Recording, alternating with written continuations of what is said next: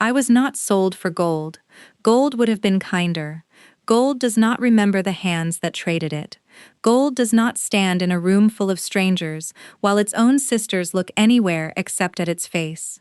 Gold does not hear its name read aloud from a debt ledger like it is just another number waiting to be crossed out. But I did. My name is Mira Sable, and on the night my whole life changed, my sisters sold my Omega Bond to the most feared alpha woman in the harbor city of Vera. Not to save me, to save themselves. If you are new here, this is a slow-burn Omegaverse dark romance.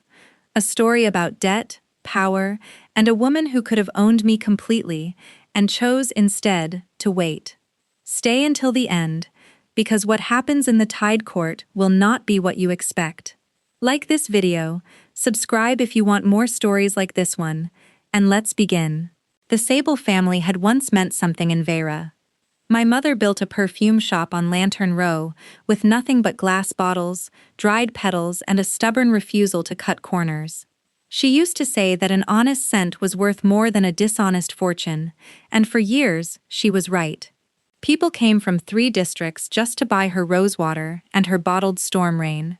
Then she died, and the shop became mine in name only, because my sisters Leora and Nessa had already begun spending money the shop did not have.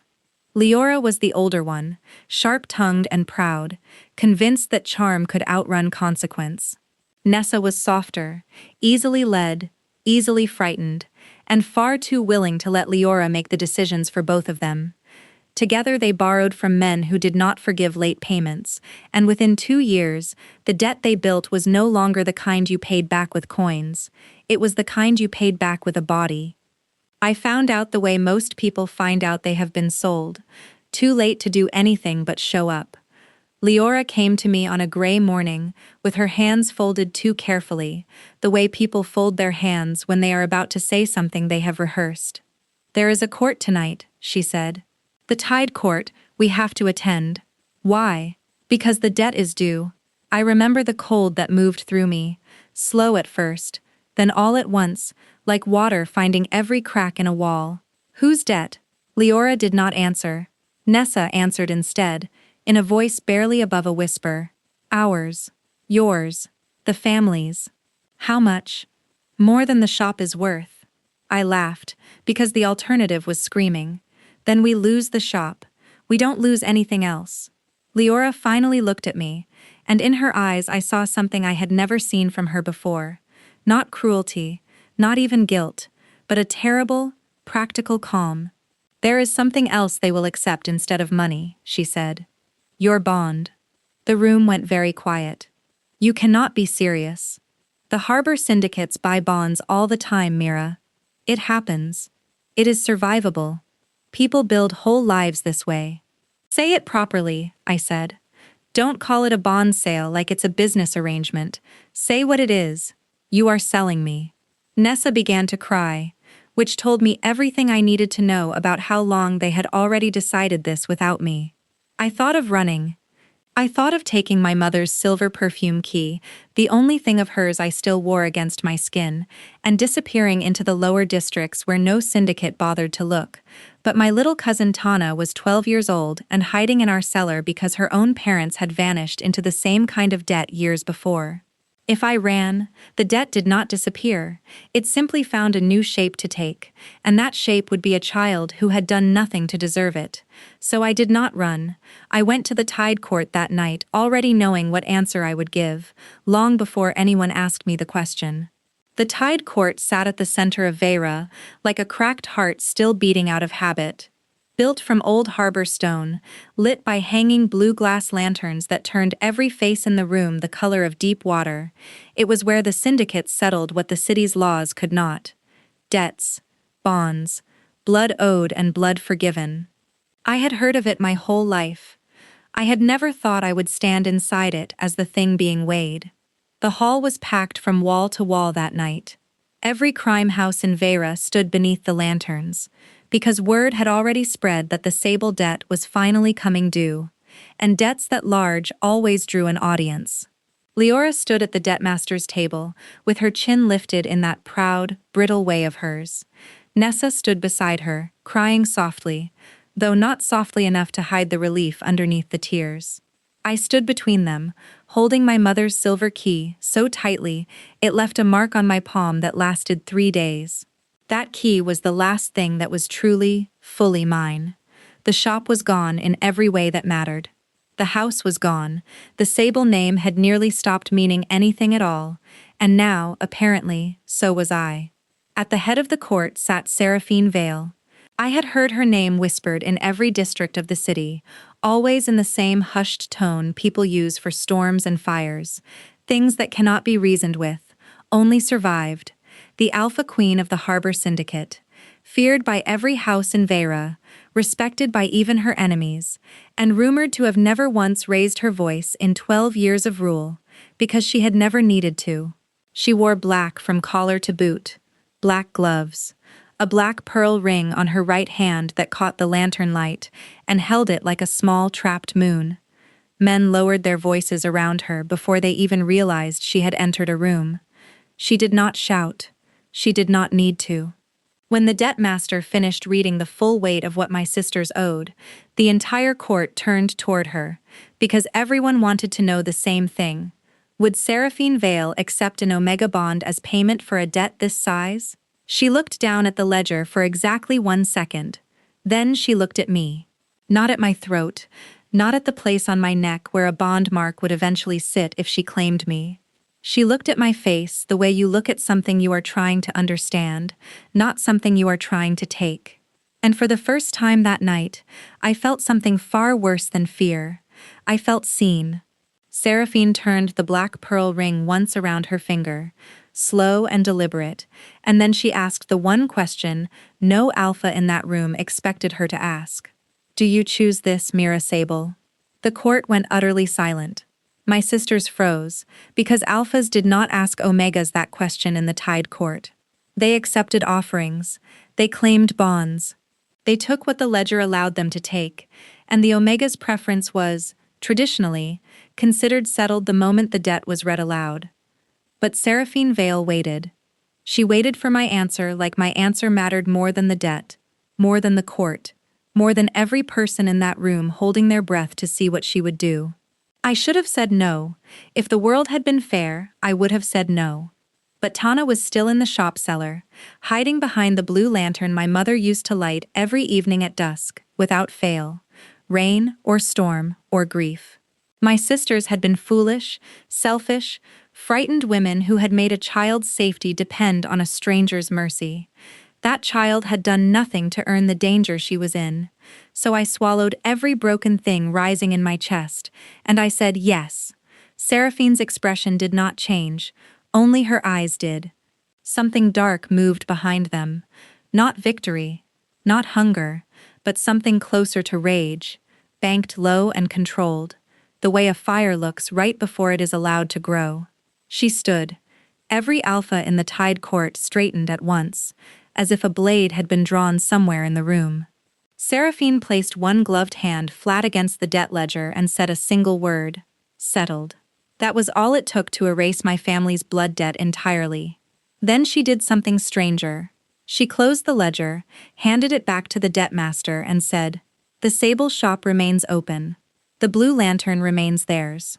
Any hand that touches it answers to me." My sister Leora made a small, strangled sound. Across the hall, Cassian Rook, a rival syndicate lord who had wanted our shop and the old trade routes hidden beneath its cellar floor since the week my mother died, stopped smiling for the first time all night. And I stood there with my mother's key, cutting into my palm, slowly understanding that I had just been claimed by the most dangerous woman in Vera, and somehow, impossibly, she had protected the very things I had walked into that court trying to save. That was the first open door Seraphine Vale ever gave me. I did not understand it yet. I only understood that I had walked into the Tide Court as payment, and Seraphine Vale had looked at me like I was something no one in that room had been rich enough to buy. I need to tell you what happened after the court, because that night was only the beginning. Most people assume the terrifying part of this story is being sold to the Alpha Queen of Vera. It was not. The terrifying part was realizing she could have taken anything from me. My name, my obedience, my fear, my future. and instead, she gave me a room with a lock on the inside. If you've ever wondered what it actually looks like when power chooses restraint instead of cruelty, stay for this next part. It changes everything.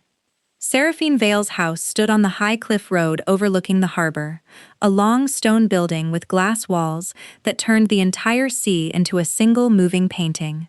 I had expected something colder, something built to remind acclaimed Omega exactly how little she owned.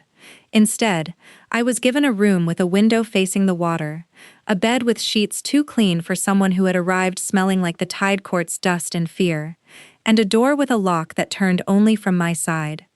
I stared at that lock for almost an hour before I understood what it meant. Acclaimed Omega does not get a lock she controls. Acclaimed Omega gets walls, guards, doors that open from the outside whenever the Alpha decides they should. But Seraphine had given me a door I could close against her house, against the most feared woman in the entire harbor city. There was no law forcing her to honor it, no court rule, no witness, no punishment waiting if she simply decided to turn the handle anyway in the middle of the night. Only her choice, and all night she chose not to. That was the first thing I learned about Seraphine Vale. Her power did not live in what she could take. It lived in what she refused to take, every single time she had the right to take it. The second thing I learned was smaller, almost foolish in comparison, but it stayed with me longer than I expected.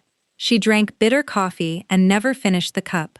Every morning, without anyone telling me to expect it, a cup appeared at my place in the glass room overlooking the harbor. Not sweet, not pale, black, with one crushed cardamom seed at the bottom. Exactly the way my mother used to make it for me when I was small, and the shop was still full of customers and laughter. I had told no one in that house about cardamom seeds. On the third morning, I finally looked up from the cup and asked her directly, "Are you trying to make me grateful?" Seraphine did not look up from the papers spread across the table in front of her. "No." "Then what are you trying to do?" She turned the black pearl ring once around her finger, a habit I would learn to recognize as the closest thing she had to nervousness. "Make sure you eat something before you start hating me for the day." I should have hated her. It would have been easier. It would have made sense of everything that had happened to me in the last 72 hours. But hatred needs somewhere to land, and Seraphine Vale kept moving out of its way every single time I tried to aim it at her. She did not touch me. She did not command me. She never once asked me to kneel, or smile, or thank her for sparing a life she could have ruined with a single signature. On the fourth morning, she placed my mother's shop accounts on the table in front of me, instead of the usual silence, and said, "Your sisters are banned from the ledgers, effective today. The shop belongs to you now. Fully. On paper, not just in name." I stared at the documents like they might dissolve if I touched them. "Mine? It was always yours." "You own my bond," I said carefully, testing the words against her. Her eyes lifted then, and the harbor light coming through the glass turned them nearly silver. "I hold your bond," she said. "I do not own you." That was the moment I began to understand the actual danger I was in.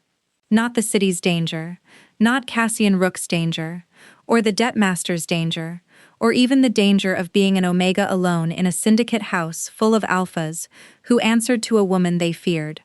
Hers.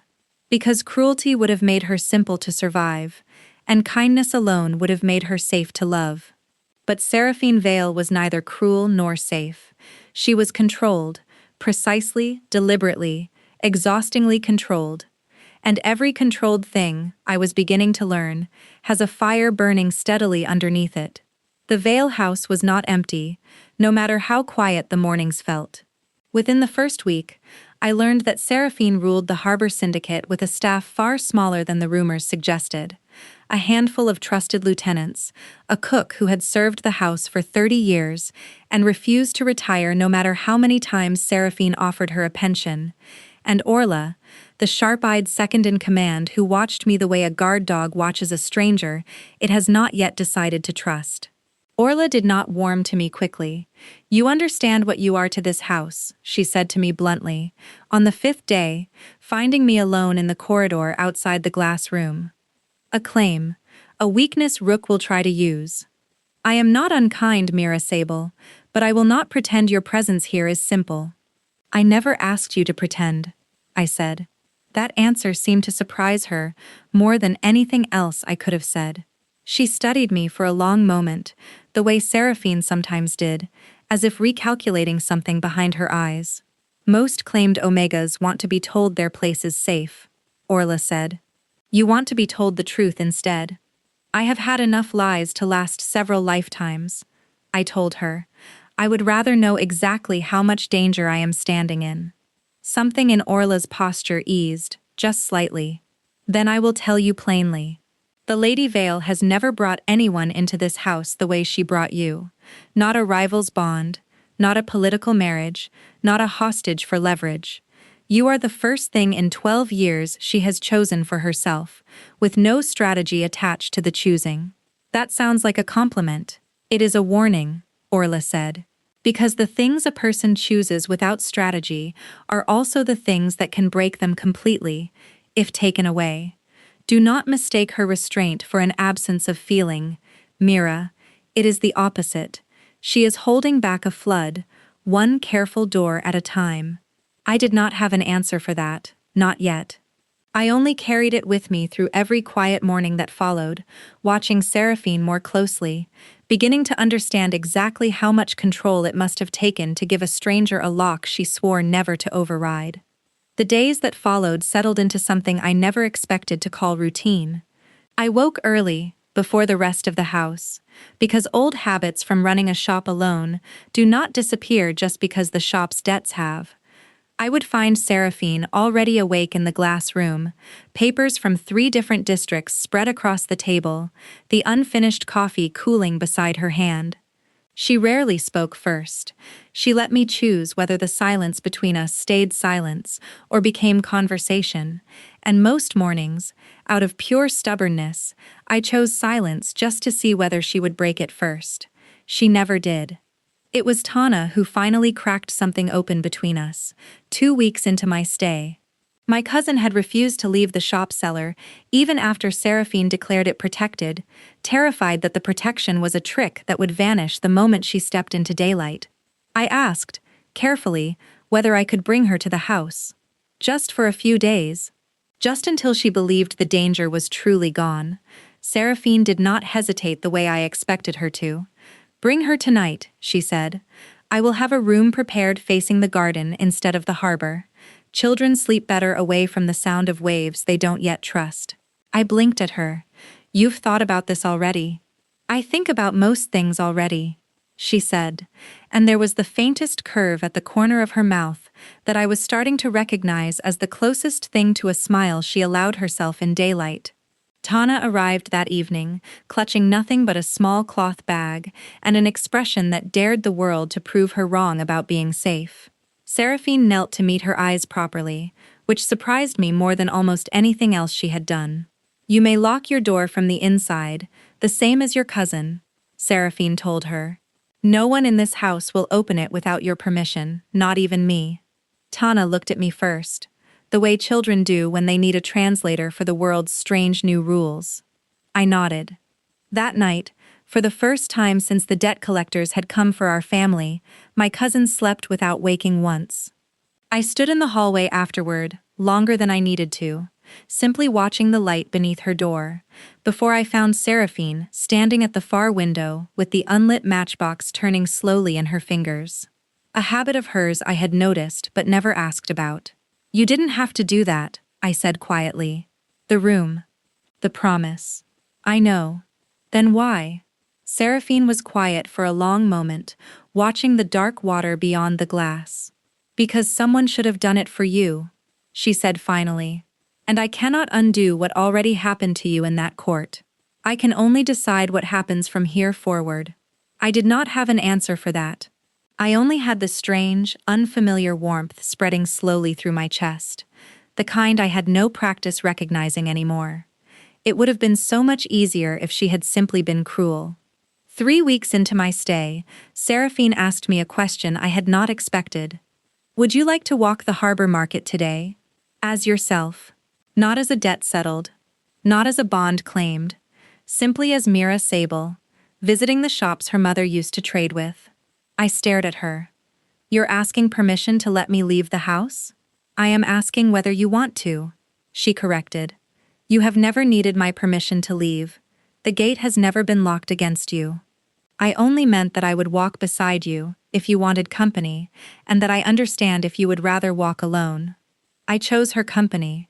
The harbor market sprawled along the lower docks, a tangle of stalls selling everything from dried fish to dyed cloth, to the cheap glass bottles competing shops used to imitate my mother's perfume work. Word of the Tide Court had clearly traveled faster than either of us expected, because every head turned as we passed, and the whispering followed us from stall to stall, like gulls trailing a fishing boat. I expected Seraphine to walk close, possessive, the way I had seen other alphas walk beside bonds they wanted the city to recognize as theirs. Instead, she walked half a step behind me, letting me choose the pace, the stalls, the direction.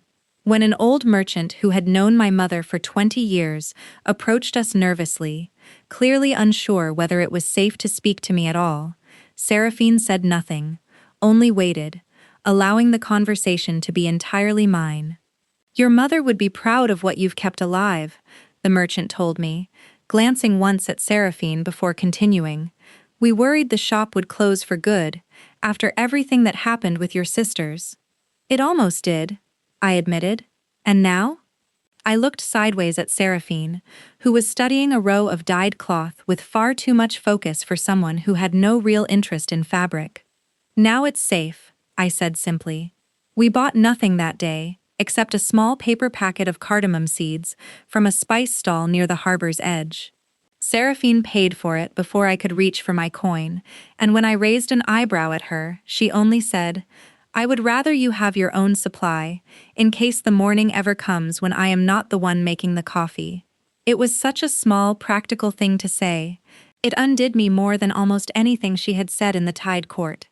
I had not spoken of my mother at length to anyone since her death, not even to Leora or Nessa, who had their own grief tangled so tightly with guilt that conversations about her always became arguments about money within minutes.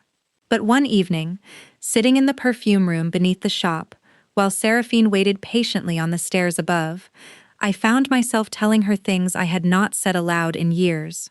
My mother believed scent was a kind of memory you could bottle, I said. She used to say that fire smells like safety to some people, and like loss to others, depending on what burned and what survived it. Seraphine, who rarely asked questions she did not already suspect the answer to, asked anyway. Which was it for you? Both, I admitted. The shop burned once, years before you knew anything about Vera's harbor families. A small fire, contained quickly, but it took half her stock and nearly took the building. She rebuilt anyway. She used to say a thing worth keeping is worth rebuilding more than once. And the matchbox I carry, Seraphine said quietly. Does it remind you of that? At first, I admitted. Now it reminds me of you. The fire you could start and never do. Seraphine was silent for a long moment, turning the unstruck box over once in her fingers, the lantern light catching the black pearl ring beside it. Your mother sounds like she understood something most people in my world never learn, she said finally. That control is not the absence of fire. It is simply choosing, every single day, not to let it consume the thing you actually want to keep. I did not tell her that night how closely that sentence described what I was beginning to feel for her. I was not ready yet to say it aloud. But I noticed, for the first time, that I had stopped flinching whenever she stood too close. Cassian Rook made his first real move in the 4th week, not with knives. Men like Rook rarely begin with knives. Knives are loud, and loud things draw witnesses, and witnesses complicate plans built to look accidental. He started with whispers instead. That Seraphine veil had gone soft, that the Alpha Queen of the harbor had erased an entire blood debt because an Omega had pretty eyes and a sad story. That a ruler who could be moved by desire could, Eventually, be moved by anything at all: coin, threat, or rival offer. By the end of that week, half the harbor had heard some version of the same dangerous question, circling like gulls over spoiled fish. If Seraphine Vale wanted Mira Sable badly enough to protect her shop, her family, and her freedom, what else could she eventually be persuaded, or forced, to surrender? When I told her what people were saying, she was standing by the tall window with the unlit matchbox turning between her fingers, the way she always did when something required more patience than she currently had available. I had asked about that matchbox once before, weeks earlier, and never gotten a real answer. This time, watching her turn it over and over without striking it, I asked again, "Why do you carry that, if you never light it?" She studied the small box for a moment before answering. "Because fire is easiest to respect before it starts. Once it's burning, everyone forgets it was ever something they could have controlled." I didn't fully understand the weight of that answer yet. I would, very soon. That night, she finally told me what the whispers meant in practical terms. "Rook will call a second tide court," she said. "To break the bond? To break me." My stomach turned cold in a way it hadn't since the night my sisters first told me about the debt. Seraphine looked at me then, and for the first time since I had known her, I saw something close to fear behind her composure. Not for herself, for me. "He will stand in front of every house in Vera and say I claimed you because I wanted you," she said. That desire made me unfit to lead. I waited, my pulse loud in my own ears, her mouth curved, but there was no humor in it at all.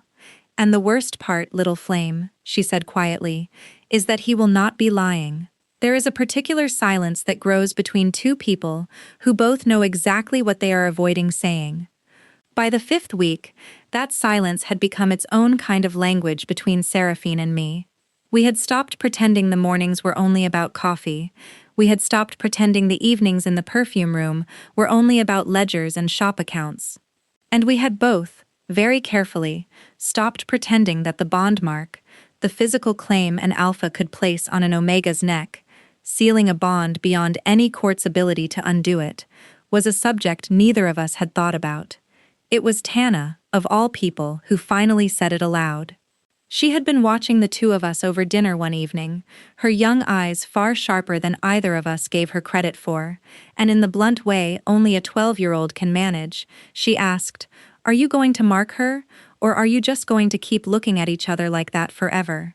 I nearly choked on my water. Seraphine, to her credit, did not so much as blink.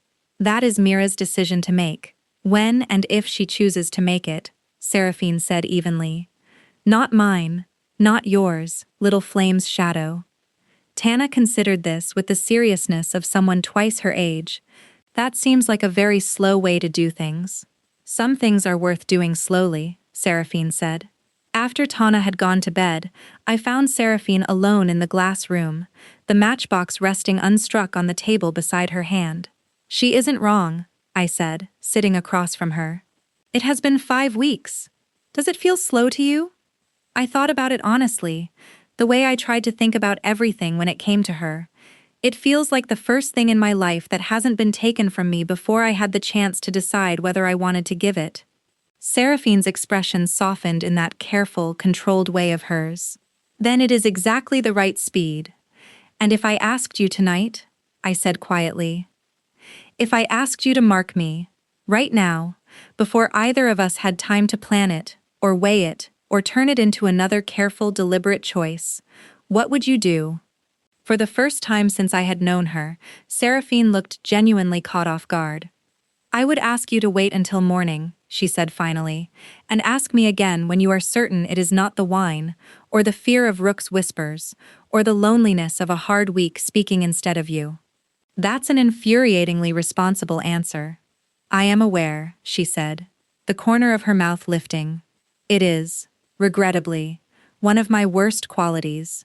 I asked her again the next morning, with the sun fully up and no wine anywhere near either of us.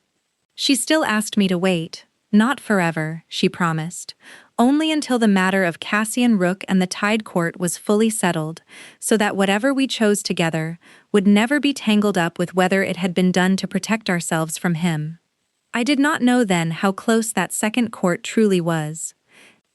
In the days before the second court, I watched Seraphine prepare the way generals prepare for a battle they already expect to survive, but cannot guarantee winning cleanly.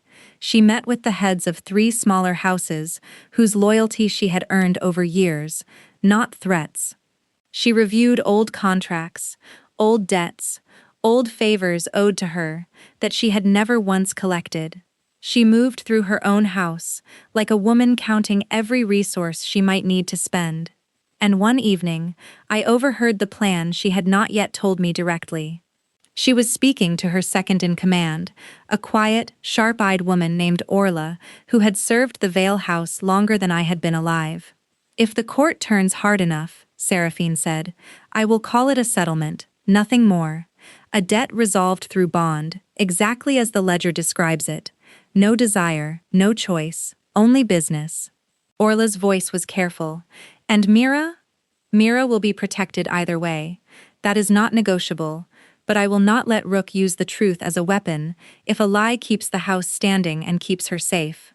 I stood outside that door longer than I should have, my hand pressed flat against the cold wall, understanding exactly what she intended to do. She planned to stand in front of the entire Tide Court and call me nothing, a line item, a settlement, a debt resolved, not a woman chosen. She planned to erase the truest thing that had happened to either of us in order to save her own position and, by extension, save me. I should have been grateful for the protection. Instead, something inside me went very still and very certain. I walked into that room before I had decided exactly what I would say. Seraphine turned, surprise crossing her face for the briefest second before she composed it away again. "Mira," I heard. Orla excused herself quietly, the way people who have served a house for decades know exactly when a room needs to become smaller. When we were alone, I said the only thing I had walked in there certain of: "You are not allowed to lie about this. It would protect you. It would protect your position," I said. "Those are not the same thing, and you know it." Seraphine's jaw tightened.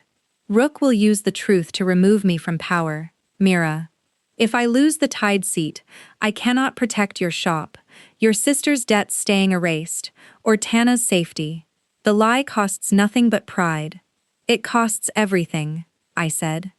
"Because if you call what happened between us a settlement, you make every quiet morning, every locked door you never opened, every cup of coffee with cardamom seed, you make all of it a performance instead of what it actually was." She was quiet for a long moment, the matchbox still in her hand, unstruck. "And what was it actually?" she asked finally, very softly. "If not a settlement?" I did not have a polished answer. I only had the truth, plain and frightening in my own mouth. "I don't know what to call it yet," I admitted. "But I know it was not nothing. And I would rather you lose the Tide seat telling the truth than keep it by making me sound like a transaction." Seraphine looked at me the way she had looked at me that very first night in the old court, not at my throat, not at any mark a bond might leave, but directly at my face, like she was trying to memorize something she was afraid she might not get to keep. "Then I will not lie," she said finally, "whatever it costs." The Tide Court was louder the second time. People are always louder when they believe they are about to watch a queen fall from a height she should never have climbed in the first place. Cassian Rook stood beneath the same blue lanterns, dressed sharper than I had ever seen him, and built his case with the patience of a man who had been planning this for weeks.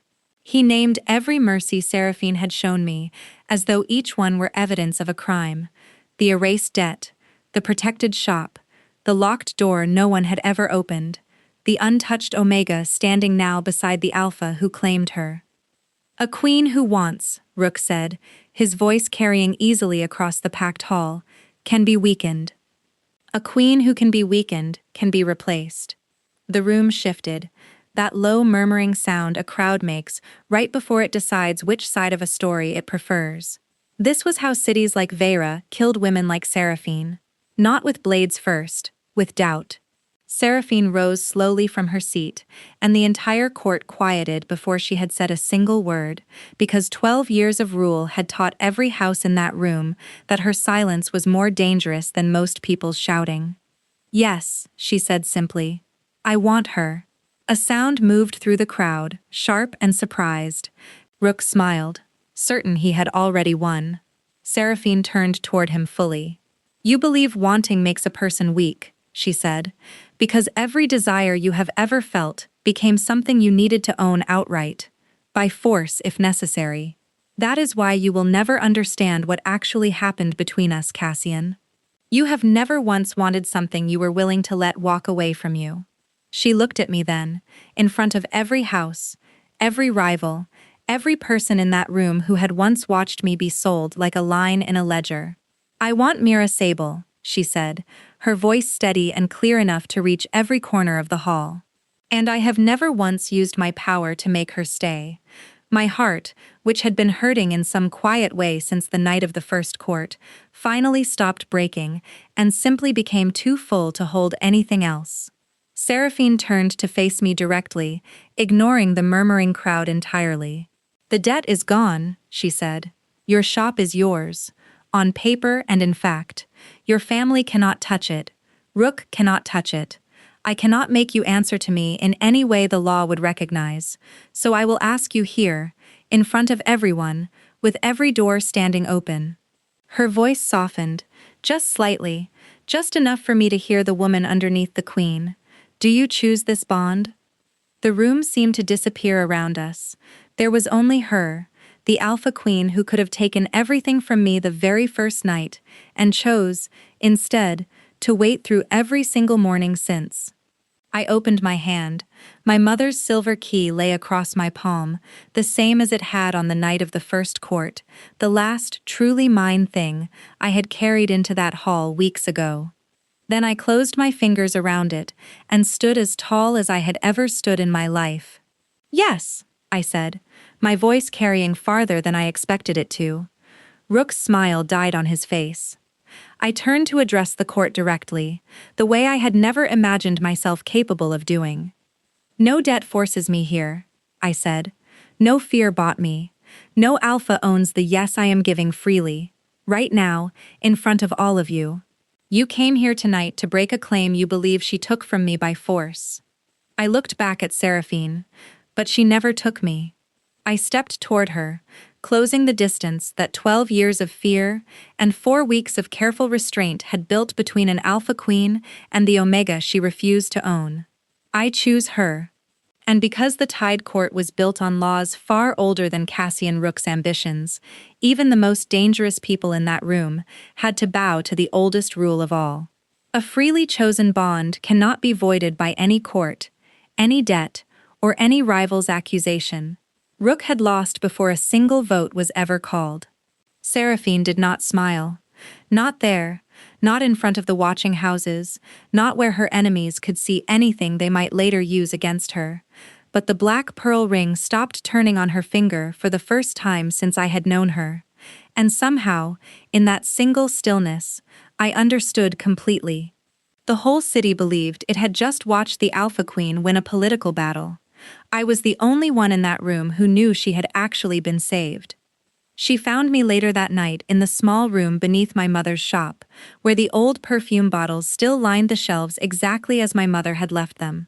The blue harbor lantern burned steadily above us, the same lantern Seraphine had sworn no hand would ever touch. For once, she wore no gloves. She stopped in front of me and lifted her hand slowly, deliberately giving me enough time to step back if I needed to. I did not. Her fingers touched my jaw, light as a question. The first touch was not fire, the way I had half expected after weeks of carefully banked tension between us. It was permission.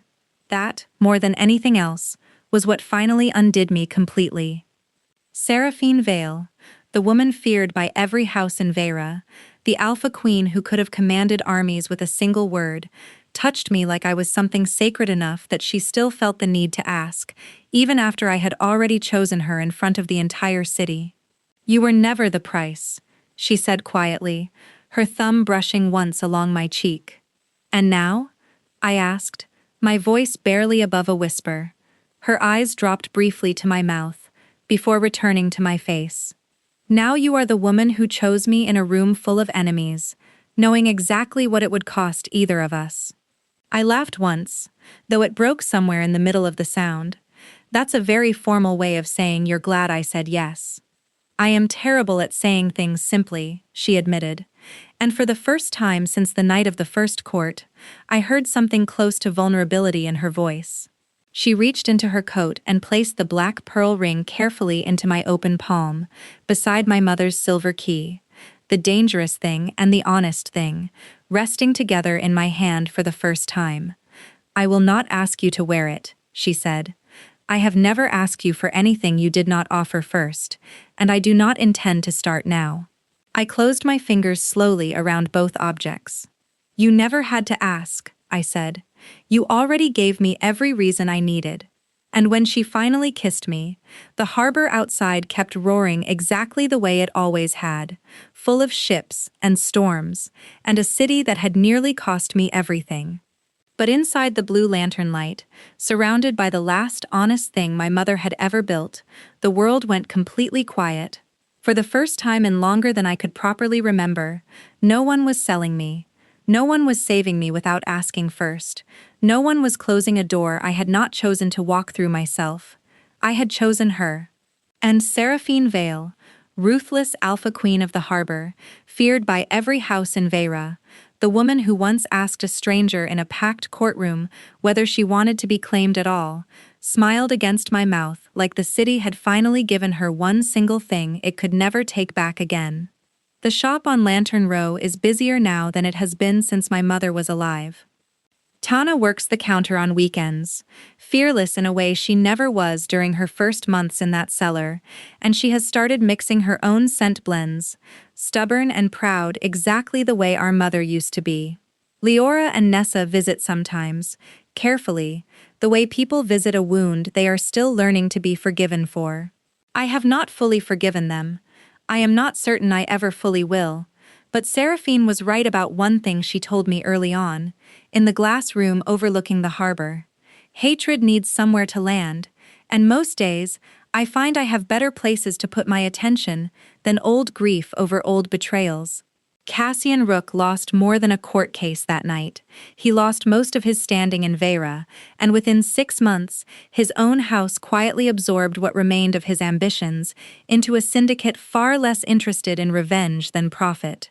And Seraphine still drinks bitter coffee she never finishes. She still carries an unlit matchbox in her coat, turning it over in her fingers whenever patience is required more than action. She still turns the black pearl ring on her finger when she is thinking carefully, a habit I have learned to read like a second language. The lock on my door is still on my side. She has still never once turned the handle without permission. Some nights, I think about the woman I was in that first Tide court, the one who said yes only to save a child she loved, certain she was walking into ownership disguised as mercy. I was wrong about almost everything that night, except the one thing that mattered most. I was never the price. I was the one thing the city's cruelest debts could never quite manage to buy. If this story kept you watching until the very end, let me know in the comments which moment hit hardest. The locked door, the second Tide court, or the perfume room. Subscribe for more slow burn dark romance, and I will see you in the next one.